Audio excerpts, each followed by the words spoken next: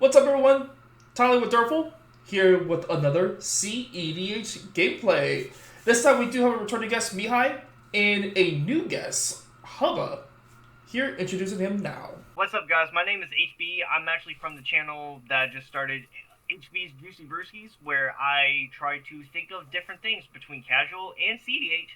If you have a deck that you're trying to figure out how to build, and you want someone else to do it, to give them the brain work so you can just lick it afterwards, I'm your guy. So, HB this evening is going to be on Chatterfang, and yours truly, Derfull, is playing the new Niv-Mizzet. And I'll be playing the new Loot, while Mehi will be playing Inalla. Alright, guys, let's fight. Any pre-games for anyone? Alright, I got one. Gemstone! See, this is what sucks. I don't know what to pitch. This force of bigger. I will draw for turn. I'll play out a Scalding Tarn. I'll crack that.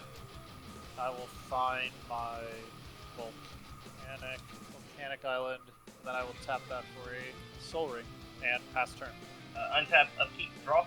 Got my Cradle of Growth return. I'm going to cast this Chroma. I'm going to be pitching this Utopia Sprawl under it. Then I'm going to cast this Mox Diamond. I'm discarding an Emerging Zone. Then I'll just cast this for one Chatterfang. Alright, With that, I'll pass the turn. let's do this. Draw. I'm just gonna have to say land and go.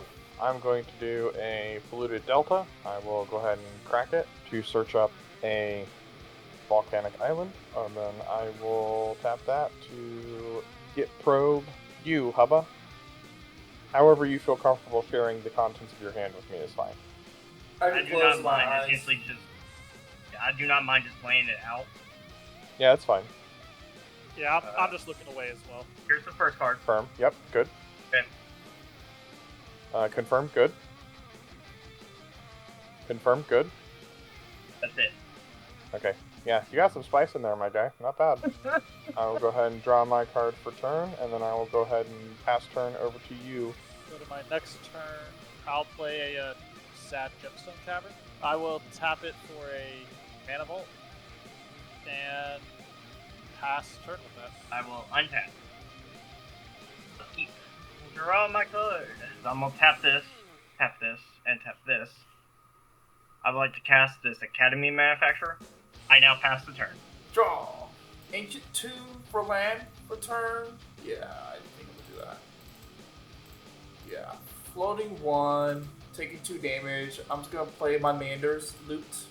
And for second land for turn, I think I'll do this. An early Talon Gates of Madara, and on ETB, I guess I'll phase out Chatterfang, I guess. I lose my colorless mana, and say, go ahead. We're going to do a Dole Emroth for land for turn. Going to go ahead and tap 2 and attempt to cast a Firebrand Archer. That'll do it for me. I'll go ahead and pass turn. On your end step, I'm gonna tap 2 and Wizard Cycle step through. I'll grab Spellseeker to hand. I'll go to my next turn. I will, for land for turn, play a Talon Gates. I'll phase out the Academy Manufacturer, I guess. Why not? Then I will tap for 3 and play out a Spellseeker.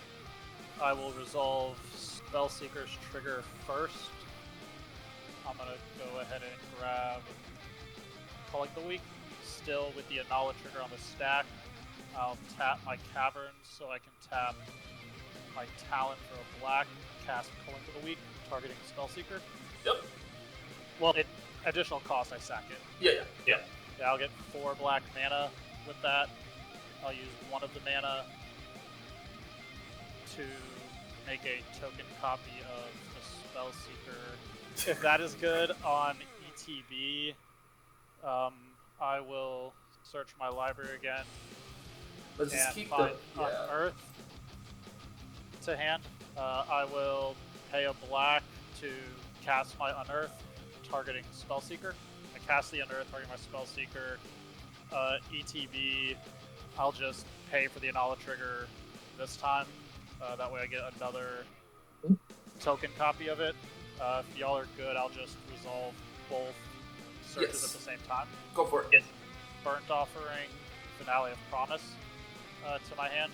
I will use my last black to cast Burnt Offering, again sacking the Spellseeker. This time, I'll just go ahead and get 3 red with it. Alright, from here, I will cast Finale of Promise, where X is 1, so using all of my red. The targets for it will be Unearth and Calling the Weak, and I get to cast them for free. So I will cast Unearth, targeting my Spellseeker out of my graveyard. Mm-hmm. And then I also will resolve. So the Unearth is targeting Spellseeker, but before that resolves, I'll also have Culling the Weak and sack a token. So I'll get 4 more black off of the Culling the Weak, and then my Spellseeker will resolve. 2 different ETB triggers now? Yep, so I'll get another token copy. I'll have 2 more ETBs. So with those, I will search for Reanimate, and I'll grab Pact Mitigation. So I got both of those. I will use 1 black. I will cast Entomb. My Entomb will find Scholar of the Ages. I will then tap for a black, cast Reanimate, targeting Scholar of the Ages.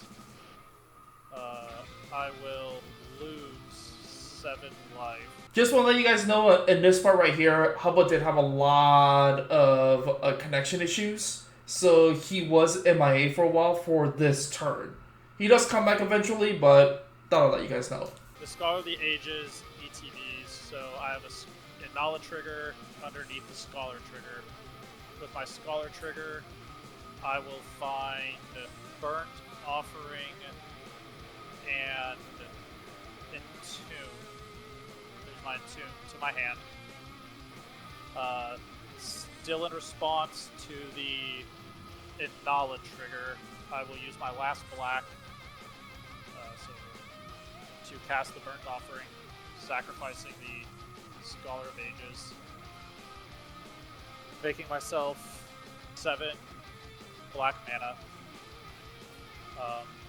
Still in response to the Scholar, or the Inalla trigger, I will use 1 black to cast the Entomb, which the Entomb will find me persist to my graveyard. I will then pay 1 from the floating mana I have to create the token Scholar of the Ages off of the Inalla trigger. That will now get me Persist and Burnt Offering to my hand. Sorry, crap. It's not Persist that I grabbed here. That was it's Shallow Grave. So I have Shallow Grave was what I had searched for, not Persist. That's my bad. And then I have Burnt Offering as well. So now I can tap for 2, or use 2 of my black floating. I can cast Shallow Grave. Shallow Grave will bring back Scholar of the Ages. And then I can pay 1 to cast Burnt Offering on the Scholar of the Ages, putting it in the graveyard, bringing the Burnt Offering and the Shallow Grave back to my hand. This does go positive with mana. This would put me up to 9, and then I'll always use the floating mana to create infinite token of these just by looping these 3 cards right here. Will end up getting me infinite hasty Scholar of the Ages copies.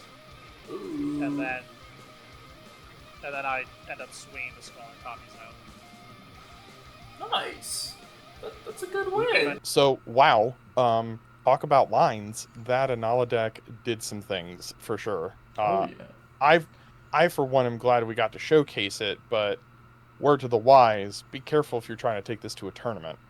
Yeah, Wizard Kindred's actually pretty freaking crazy.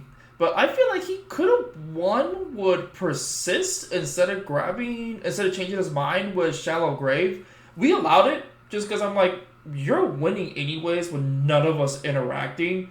You might as well just keep going. Like, at this point, we don't really care. It's not an event. We're only playing for fun.